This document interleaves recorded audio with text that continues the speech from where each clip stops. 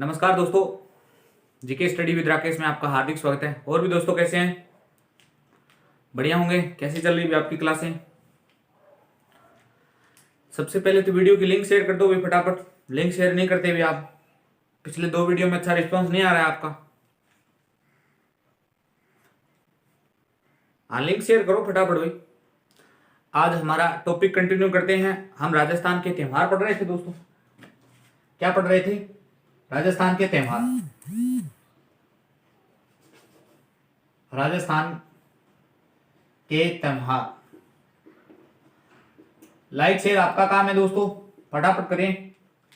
इतने मैं हेडिंग बढ़ा लेता हूं। लास्ट महीना कौन सा बताया था अभी? चैत्र बताया था, यानी चैत्र। चैत्र की गणगौर बता के गया था दोस्तों। गणगौर के बाद में 2-3 त्योहार आते हैं, डिटेल नहीं है। रामनवमी है। रामनवमी का कोई महत्व नहीं है दोस्तों। रामनवमी यानी राम के जन्म दिवस है। इस दिन कहते हैं कि सरयू नदी में स्नान करना विशेष महत्व माना है। कभी आज तक प्रश्न नहीं पूछा जाता राम से, क्योंकि सभी जानते हैं परीक्षा में वही प्रश्न पूछे जाते हैं जो ज्यादा गलत। अरे वर्तमान में यानी 2010 से पहले परीक्षा आपको पास करने के लिए बनाई थी, यानी पेपर जो बनाया जाता था ना, वो पेपर आपको पास करने के लिए बनाया जाता, क्योंकि इस समय कंप्यूटर की संख्या कम थी 2010 से पहले। लेकिन 2010 के बाद में वर्तमान में जो 2021 का ट्रेंड चल रहा है ना, जो पेपर बन रहा है वो आपको पास करने के बजाय आपको फेल करने के लिए बनाया जाता है। अब थे सोच लो, रेट की भर्ती कितनी है? 10,000, 20,000, 30,000, 40,000, 50,000, 70,000 होंगे। लेकिन फॉर्म कितने होंगे? 20 लाख, 15 लाख। तो फिर 15 लाख लोगों को में छंटनी तो करनी पड़ेगी ना। ऐसा ही फॉर्म कितने होंगे? भर्ती कितनी है? 400, 500, 1000 होंगी। यानी मैं आंकड़ों पे बात नहीं कर रहा हूं, मैं आपको समझाने का प्रयास कर रहा हूं। वर्तमान का ट्रेंड ये है, पेपर फेल करने के लिए बनाया जाता है। तो इसलिए कोई भी आसान प्रश्न की उम्मीद मत करें। बड़े एग्जाम में कभी भी आसान प्रश्न नहीं पूछा जाएगा। आसान पूछा जाएगा तो उसको टिपिकल किया जाएगा, इतना टिपिकल किया जाएगा कि आप बचक्के रह जाएंगे। अब देखो, प्रश्न एक बार पूछा गया था, देखो कैसे टिपिकल आसान प्रश्न कैसे पूछा जाता है। ये अब की बार के जेल परेड में आया था। ब्लू पोट्री कहां की प्रसिद्ध है दोस्तों? कमेंट करना भी। ब्लू पोट्री कहां की प्रसिद्ध है? तो दोस्तों सभी को पता होगा, जयपुर की प्रसिद्ध है। सभी को पता है। अब देखो एग्जामिनर ने चापलूसी क्या की। इसको ब्लू को हिंदी में क्या कहते हैं? नीला। पोट्री को कहते हैं, यानी मिट्टी मिट्टी मिट्टी के बर्तन बनाने की कला होती है। तो नीली मिट्टी के बर्तन बनाने की कला या मृद भांड कहां की प्रसिद्ध है? ये प्रश्न पूछ लिया। अब नीला तो हमने कभी नाम ही नहीं सुना था, यानी पढ़ाई हमने क्या था? ब्लू पोट्री लिखा हुआ किताबों में, कभी ये लिखा ही नहीं है कि नीली मिट्टी के बर्तन। तो अब देखो आसान प्रश्न है, फिर भी गलत हो गया लोगों का। क्यों हुआ? क्योंकि वो आज तक रटा रटाया पढ़ रहे थे। अब की बार एग्जामिनर ने ऐसा कुछ ट्रेंड, यानी एग्जामिनर बहुत कुछ तेज कर रहा है। अब देखो, एक बार मैंने आपको बताया था आरपीएससी फर्स्ट ग्रेड में, राजस्थान को 2 भागों में बांटने वाली समवर्षा रेखा कौन सी है? 50 सेमी नहीं है क्या? 50 सेमी है। सेकंड ग्रेड में आ चुका है ये प्रश्न। फर्स्ट ग्रेड में 2 बार आ चुका है। एक बार 25 सेमी से आ चुका है। प्रश्न क्या पूछा गया था कि राजस्थान को 2 भागों में बांटने वाली समवर्षा रेखा का नाम बताओ। ऑप्शन में देखो ऐसे दे दिया, 50 mm, 500 mm, 250 mm और 350 mm। अब हम सबने यही पढ़ रखा था कि राजस्थान को 2 भागों में बांटने वाली समवर्षा रेखा कौन सी है? तो 50 नाम आता, 50 सेमी बस। लेकिन यहां उन्होंने अक्षर बदल दिए, सेमी की जगह एमएम डाल दिए। और आप सभी जानते हैं कि वर्षा को मापने की इकाई कौन सी होती है? तो सेमी होती है, एमएम कभी नहीं होती। एक सेमी में, यानी एक सेमी में कितने एमएम होते हैं? तो 100 होते हैं। तो 50 में कितने हो जाएगी? तो भी 500 हो जाएंगे। तो इसका सही उत्तर क्या था? तो 500 था। और ये आरपीएससी फर्स्ट ग्रेड में पूछा था भाई। इस प्रकार के प्रश्न पूछे जा रहे हैं तो आप गैस कर सकते हैं, यानी कभी भी आसान प्रश्न नहीं पूछा जाए। आसान प्रश्न पूछा गया तो वो टिपिकल इतना बना दिया जाएगा कि आप निश्चित तौर पर गलत करके आएंगे। तो एक बात याद रखना, पेपर वर्तमान का ट्रेंड, यानी वर्तमान में जितने भी पेपर बन रहे हैं वो आपको पास करने के लिए नहीं, फेल करने के लिए। पास करोगे तो नौकरी लग जाओगे, बस फाइनल सिलेक्शन हो जाएगा आपका। तो वैशाख महीना दोस्तों, वैशाख महीने के 2 ही त्योहार महत्वपूर्ण है। कौन कौन से हैं? तो देख लीजिए भी,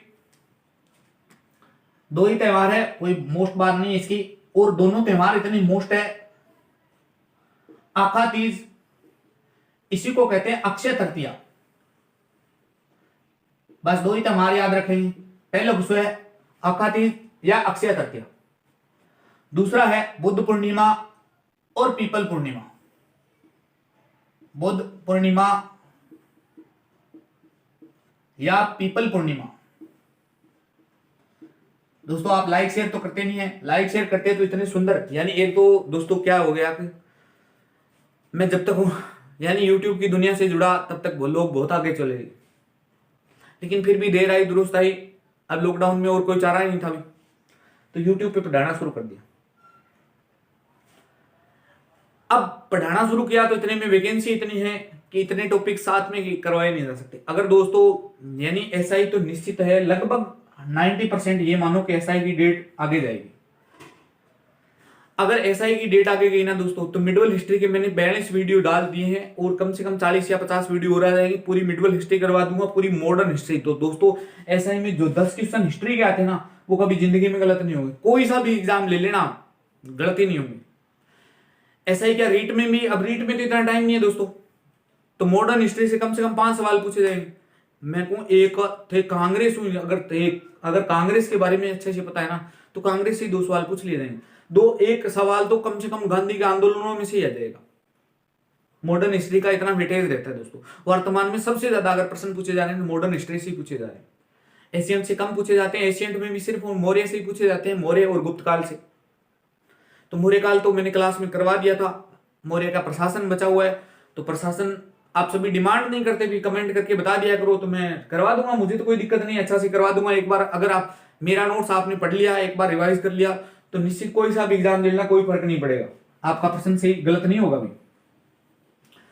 मेरा मानना यह है कि अगर रीट की डेट आगे होती है, अगर मैं वास्तव में काम यानी यूट्यूब पर आपका सपोर्ट रहा, तो नोट्स और आपको कंटेंट इतना अच्छा प्रोवाइड करवा दूंगा कि जिंदगी में आपको अगर जीएस से प्रश्न पूछा गया तो यकीन मानना दोस्तों 60 में से 50+ % हमारे होंगे। अगर 50% सही करे आते हैं ना दोस्तों, तो बाकी सब्जेक्ट तो आपको ही तैयार करने पड़ेंगे भाई। तो 50% तो बहुत ज्यादा हो जाते हैं दोस्तों, बहुत ज्यादा क्या, बहुत ज्यादा हो जाते हैं। 60 का परसेंट निकाल के देख लेना, 80-85% से ऊपर हो जाएगा। और सिलेक्शन का आधार बेस यानी बेस जो तैयार होता है ना, वो तैयार कर दूंगा मैं। राजस्थान में यानी अगर एग्जाम में 10,000, 20,000, 50,000 बच्चे पास होंगे ना, तो 50,000 बच्चों के 50 क्वेश्चन सही नहीं होते हैं जीके के, ये बात याद रखना।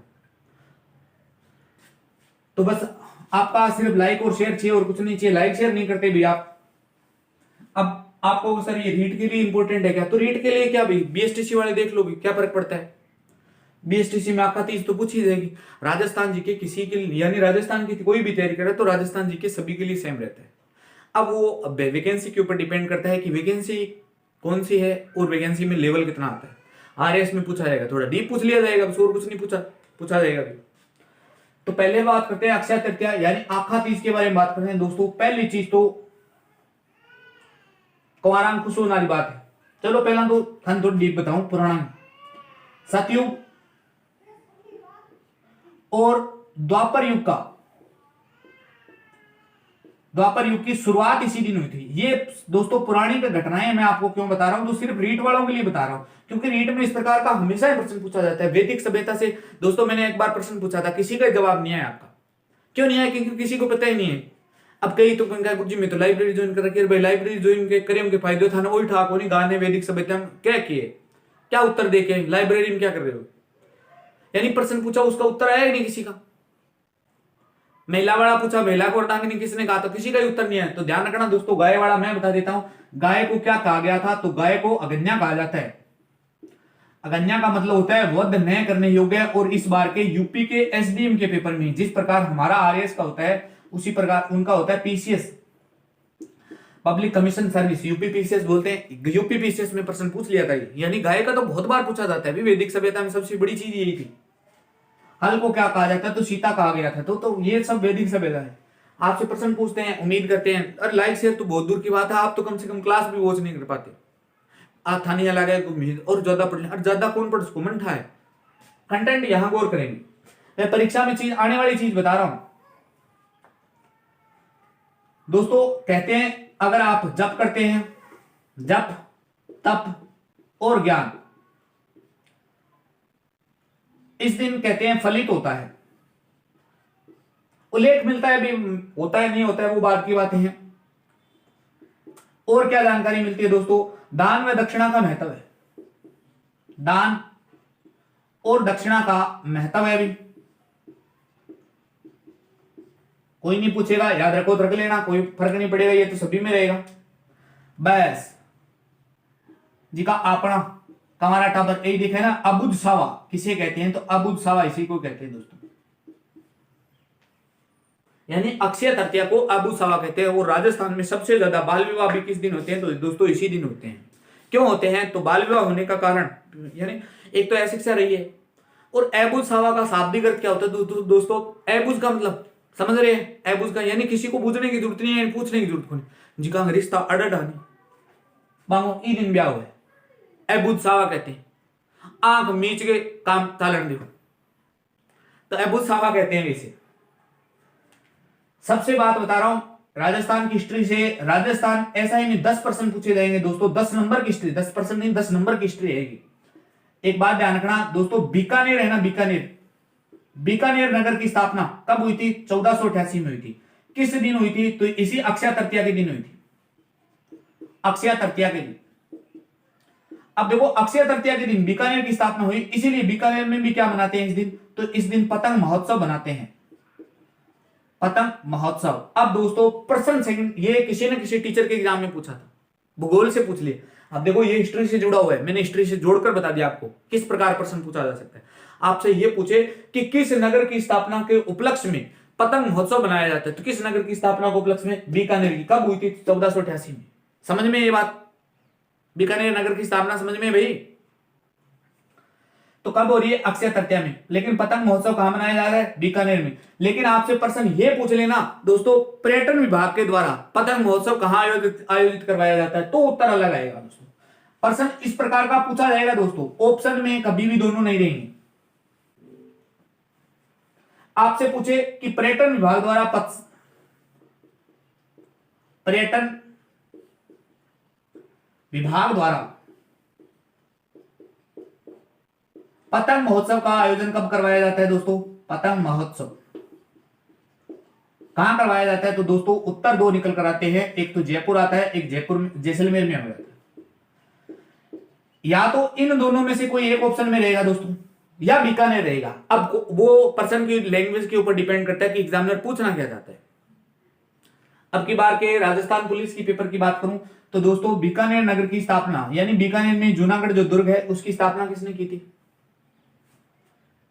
आप बीका ही करेगी। चलो वो थे बताओ, उत्तर गलत कर दिया गया था ये बात, यानी जिसने स्थापना की थी उस बीकानेर तो की थी, लघु टेकरी नामक दुर्ग की थी, लेकिन उस पर किला किसी और ने बनवाया था, और सब यही उत्तर दे गए थे। लेकिन मैं कह रहा हूं राजस्थान मानव हिंदी ग्रंथ अकादमी के ऊपर पुस्तक में उत्तर दे रखा था, ये विभाग ने नहीं माना। तो इसी प्रकार यानी पर्सन की लैंग्वेज डिपेंड करेगी, पर्सन पूछना क्या चाह रहा है, पूछा क्या जा रहा है। और दोस्तों फुल डीप बता देता हूं, क्योंकि अक्षय तृतीया से प्रश्न खूब पूछे जाते हैं दोस्तों। कहते हैं कृषक, कृषक बोले तो किसान, 7 प्रकार के अनाज लेकर, 7 प्रकार के अनाज लेता है और हल की पूजा करता है। हल की क्या करता है, पूजा। 7 प्रकार के अनाज लेकर हल की पूजा करते हैं, और अगले वर्ष में अच्छी वर्षा हो, अगले वर्ष वर्षा क्या हो, अच्छी हो, यानी टॉप हो, इसकी क्या करते हैं, तो ये इसकी कामना करते हैं। ये था पूरा दोस्तों अक्षय तृतीया का महत्व। दोबारा से रिकॉल करो, लाइक शेयर तो भी आप करते नहीं है, क्या इलाज ही क्या है आपका, कर दिया करो भाई, पैसे लगते हैं यहां, नहीं लगते भाई, तो लाइक शेयर कर दिया करो। यानी अक्षय तृतीया आती कब है दोस्तों, ये तो वैशाख शुक्ल तृतीया को आती है दोस्तों, ये बता दिया क्या, वैशाख शुक्ल तृतीया को आती है, यानी कृष्ण पक्ष को नहीं आती, बस तृतीया के सारे के सारे दोनों त्योहार है, दोनों शुक्ल पक्ष के। पूर्णिमा बताने की जरूरत नहीं होगी, कब आएगी, शुक्ल पक्ष में आएगी, यानी दोनों ही त्योहार है शुक्ल पक्ष के, कृष्ण पक्ष के कोई त्योहार नहीं वैशाख महीने में। आखा तीज, आखा तीज का पहला महत्व क्या था, तो दोस्तों सतयुग और द्वापर युग की शुरुआत मानी जाती है। जब तप ज्ञान तीनों का फलन इसी दिन होता है दोस्तों, दान दक्षिणा का महत्व है, और तो और चौथा क्या महत्व, अबूझ सावा, सारा इंपॉर्टेंट हो है, वही लगाओ, नोट डाउन थे। यानी ये इस प्रकार का प्रश्न पूछा जाता है कि राजस्थान में बाल विवाह सर्वाधिक किस दिन होते हैं, तो बाल विवाह कब होते हैं, तो या तो ऑप्शन में अक्षय तृतीया देगा, आका तीज दे सकता है, या वैशाख शुक्ल तृतीया, तीनों डेटें दी जा सकती है। नेक्स्ट आपसे पूछे कि बीकानेर नगर की स्थापना कब हुई थी, तो अक्षय तृतीया की, लेकिन 1488 मानी जाती है, डेट भी मैंने बता दी। इस दिन बीकानेर में क्या मनाया जाता है, पतंग महोत्सव, लेकिन पर्यटन विभाग द्वारा बीकानेर में पतंग महोत्सव का आयोजन नहीं करवाया जाता। कहां करवाया जाता है, जैसलमेर में और जयपुर में करवाया जाता है। और क्या बताया था, लास्ट बात बताई थी कि इस दिन किसान 7 प्रकार के अनाज लेता है और हल की पूजा करता है और अगले वर्ष अच्छी वर्षा हो इसकी कामना करता है। तो ये पूरा महत्व था किसका, अक्षय तृतीया का। समझ में है, समझ में था रहे, तो लाइक शेयर भी करो भी फटाफट। अरे भाई कोई चैनल पर नया है तो अब ये बताने की जरूरत नहीं होगी कि पास में बेल आइकन वगैरह है सब। नेक्स्ट बात करते हैं बुद्ध पूर्णिमा की दोस्तों, अच्छे से नोट्स बनाना भाई। दूसरा त्योहार है बुद्ध पूर्णिमा।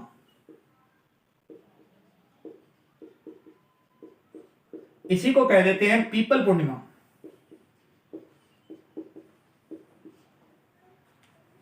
बुद्ध पूर्णिमा या पीपल पूर्णिमा आती कब है दोस्तों, तो वैशाख पूर्णिमा के दिन आती है,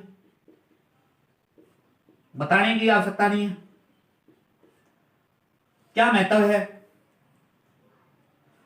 तो पीपल के वृक्ष की पूजा का विशेष महत्व है एक तो, और क्या है, तो ध्यान रखना बुद्ध धर्म के संस्थापक कौन थे, गौतम, यानी भगवान गौतम बुद्ध को, भगवान गौतम जो शाक्य मुनि थे को का जन्म, ज्ञान और मृत्यु, ये तीनों चीजें ना दोस्तों इसी दिन प्राप्त हुई थी। यानी जन्म की घटना को क्या कहा जाता है, तो महाविनिष्क्रमण, महाविनिष्क्रमण, यानी जिस दिन इन्होंने अनुमा नदी के तट पर सब कुछ त्याग दिया था अपने घर, 28 वर्ष की उम्र में सब कुछ त्याग दिया था। और ये भी प्रश्न पूछ लिया था ज्ञान की प्राप्ति तो 35 वर्ष के दिन हुई थी, 35वें वर्ष में थी, 6 वर्ष तपस्या की थी इन्होंने, 29 वर्ष की सॉरी आयु में घर त्याग दिया था। तो भगवान गौतम बुद्ध, ये बुद्ध तो नाम इसलिए पड़ गया था, यानी इन बुद्ध तो अलग चीज है, लेकिन इन्हें बुद्ध नाम क्यों दिया गया था, तो बच्चों के द्वारा दिया गया था, यानी इन्हें बोध हो गया था, अच्छे और बुरे में बोध हो गया था। जिस भी व्यक्ति को अच्छे या बुरे में बोध हो जाता है, अच्छा या बुरा, हम अब आपा ही जाना अच्छा बुरो, अपन ठाको नहीं। अब देखो एक बात बता देता हूँ, बुद्ध का मतलब क्या होता है, यानी बोध का मतलब क्या होता है, यानी अपने पैकेट खरीदते हैं, मान लीजिए हमने स्मोकिंग का पैकेट खरीदा, सिगरेट का पैकेट खरीदा, उस पर लिखा रहता है कि तंबाकू is injurious to health, cause to cancer, इस प्रकार कुछ इंग्लिश में लिखा रहता है। यानी अगर आप धूम्रपान करते हैं तो यह आपके स्वास्थ्य के लिए हानिकारक है और इससे आपको कैंसर हो जाती है, लेकिन हम फिर भी नहीं पीते क्या, सुट्टा मारो थे, चाले सुट्टा चल रहे हैं अभी, हाँ चल रहे हैं, लेकिन हम फिर भी पीते हैं। तो इसका मतलब क्या है कि हमें अब तक ज्ञान नहीं हुआ, हमें बोध नहीं हुआ, हम सिर्फ पढ़ना जानते हैं, सिर्फ रटा हुआ चीज है वो बक सकते हैं, और यहाँ घनी ज्ञान की बात कर रहा हूं, तो वो ज्ञान का महत्व नहीं है। फिर बात समझने का प्रयास करना, यानी इन्होंने ये चीज इस दिन हो गई थी, यानी इनको जिस दिन अच्छा लगा था वो चीज अच्छी थी, जो बुरा लगा था वो बुरी थी इनके लिए। अपन आचू लगे बुरू लगे, आपने डिपेंड करे अपने ऊपर, अपन अच्छी चीज लगे तो अच्छी है, बुरी लगे तो बुरी है, बुरी है ना तो वो भी अच्छी लग सकती है। जैसे शराब है, बुरी चीज है, लेकिन फिर भी सेवन किया जाता है। और सारा ज्यादा आपकी बार लॉकडाउन में, यानी बेवड़ा ऊपर जीडीपी दी, क्योंकि कई दिन लॉकडाउन हो, और लॉकडाउन में मिली को नहीं, एक दिन में मिली पता नहीं कितना अरब खरब की बिक गई, लोग पेटियां ले गया इकट्ठी। तो वैशाख पूर्णिमा के दिन आती है, इस दिन पीपल का विशेष महत्व है। भगवान गौतम बुद्ध का जन्म हुआ था, ज्ञान हुआ था, और मृत्यु की घटना को क्या कहा जाता है दोस्तों, महापरिनिर्वाण कहते हैं। प्रथम उपदेश दिया था सारनाथ में दिया था, धर्मचक्र परिवर्तन कहा जाता है उसे। ये बौद्ध धर्म का प्रमुख त्योहार है भी, बौद्ध धर्म का प्रमुख त्योहार है।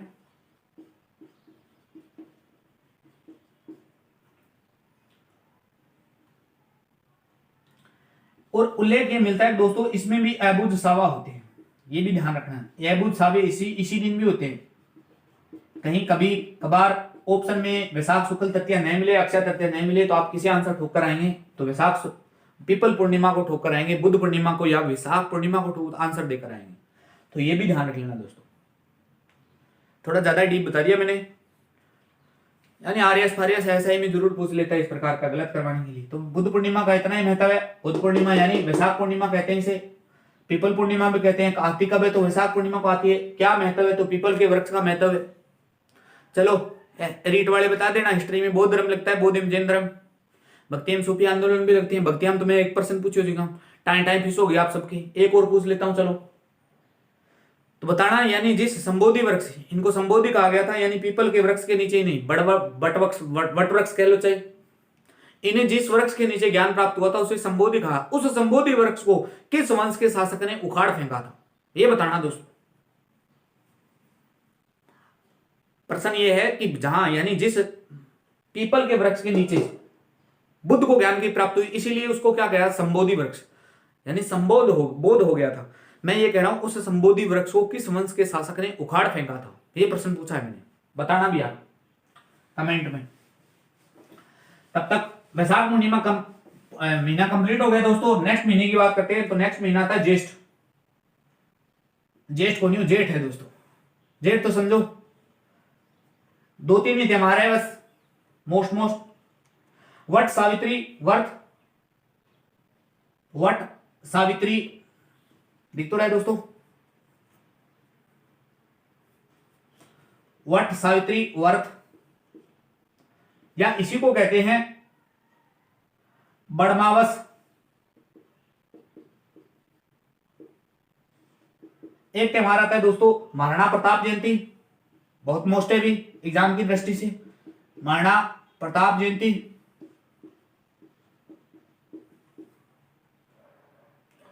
एक आती है दोस्तों निर्जला एकादशी, निर्जला एकादशी। वट सावित्री कब आती है तो ज्येष्ठ अमावस्या को आती है दोस्तों, ज्येष्ठ अमावस्या को आती है भी। महाराणा प्रताप जयंती कब आती है तो वैशाख शुक्ल तृतीया को आती है दोस्तों, सॉरी ज्येष्ठ शुक्ल तृतीया को, ज्येष्ठ शुक्ल तृतीया को आती है दोस्तों। और ये निर्जला एकादशी कब आती है तो नाम से स्पष्ट है दोस्तों, ज्येष्ठ शुक्ल एकादशी को आती है, ज्येष्ठ शुक्ल एकादशी। तो वट सावित्री व्रत का क्या महत्व है दोस्तों, तो स्त्रियों के अखंड सौभाग्य का त्योहार है। चलो मिटा देता हूं, 3 ही त्योहार मोस्ट है, वट सावित्री व्रत, महाराणा प्रताप जयंती और निर्जला एकादशी। तो तीनों की बात करते हैं, दो ही लाइनें दोस्तों। पहले वट सावित्री व्रत की बात कर लेते हैं। स्त्रियों के अखंड सौभाग्य का व्रत है ये, स्त्रियों के अखंड सौभाग्य का अर्थ।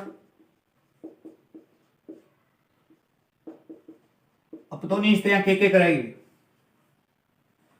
महिलाओं का त्योहार है, बड़ या बरगद की पूजा की जाती है, बरगद।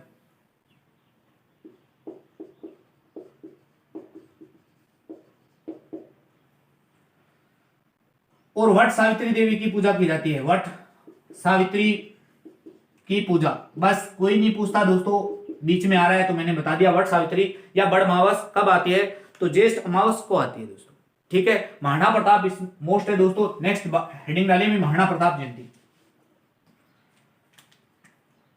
महाराणा प्रताप जयंती। प्रताप जयंती आती कब है दोस्तों, प्रताप जयंती आती है ज्येष्ठ शुक्ल तृतीया।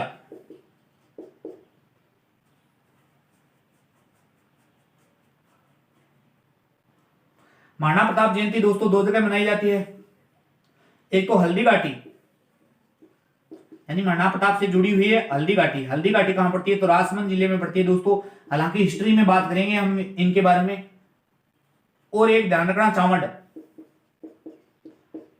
चावंड कहां पड़ती है दोस्तों तो चावंड भी उदयपुर में पड़ती है दोस्तों, उदयपुर। वैसे हल्दीघाटी जिला पूछे तो खमनौर है दोस्तों, सॉरी तहसील पूछे ना, खमनौर तहसील में पड़ती है। और किस जिले में पड़ती है? तो राजसमंद जिले में। ये यहां से जुड़े हुए हैं दोस्तों, महाराणा प्रताप जी से जुड़े हुए हैं। बस ध्यान रख लेना, महाराणा प्रताप अपने आप में एक बहुत बड़ा चैप्टर है, तो महाराणा प्रताप जब पढ़ाएंगे तब बात करेंगे दोस्तों। लास्ट बची है निर्जला एकादशी। निर्जला एकादशी ज्येष्ठ शुक्ल एकादशी को आती है दोस्तों, ज्येष्ठ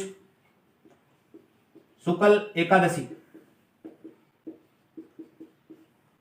क्या महत्व है?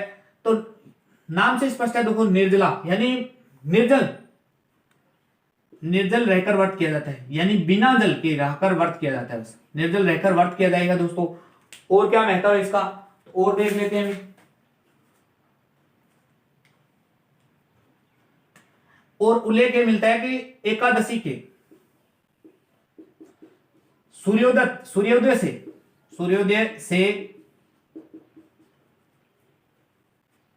द्वादशी यानी 12 के सूर्य उदय तक जल ग्रहण नहीं किया जाता। सूर्योदय तक जल ग्रहण नहीं किया जाता।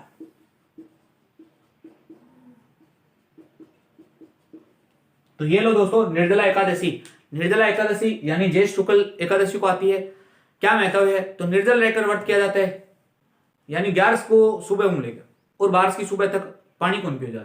तो 3 ही त्योहार मोस्ट थे, तो तीनों के तीनों बता दिए। अब हमारे 2 ही त्योहार बचे हैं दोस्तों।